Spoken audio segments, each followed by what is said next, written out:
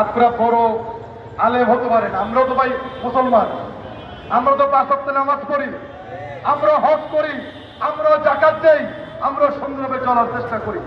শুধু আপনারা নিজেরাই বড় বড় মুসলমান, আর আমরা কি হিন্দু নাকি?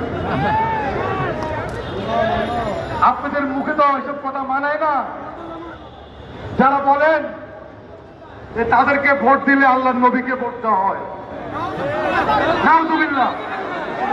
যারা এই কথা বলেন যে তাদেরকে ভোট দিলে আল্লাহর নবীকে ভোট দেওয়া হয়, তাদেরকে আমরা মুসলমান হিসেবে দাবি করি না। এরা ধর্ম ব্যবসায়ী। তারপরে দেখেন, তারা শেখ হাসিনার নাম বলতে গেলে মাননীয় প্রধানমন্ত্রী বলে। তারা ছিল শেখ হাসিনার পা চারা কুত্তা।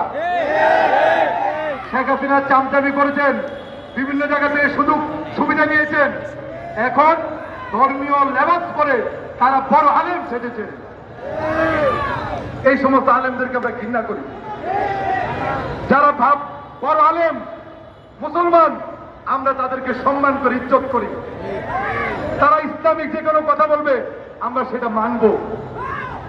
একজন আলেম যদি কখনো বলে যে জামাত ইসলামী খারাপ, আবার দেখলে জামাত ইসলামের কোলে যা পয়সা লুটুপুটে খেলতেছেন, তাহলে আপনার কথা কি ঠিক আছে?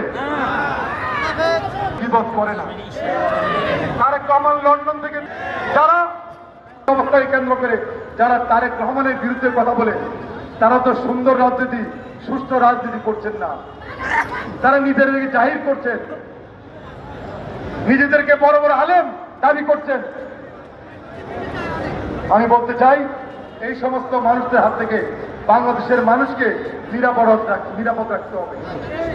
যারা শেখ হাসিনার প্রতিবাদের সময় শেখ হাসিনার সাথে থেকে শেখ হাসিনার গুণ গেয়েছেন, এখন আবার শেখ হাসিনা নাই, এখন আবার তার বিরুদ্ধে গিয়ে আরেকটি দলের লোকে মিশে শেখ হাসিনার বিরোধিতা করছেন। আরে ভাই, আপনি তো মুনাফিক, আপনি বেঈমান মুনাফিক। আমরা বিএনপি করি, আমরা শহীদ জিয়ার আদর্শের সৈনিক। যদি মৃত্যুর মুখে আমাদের যেতে হয়, থেকে প্রতিহত করতে হবে।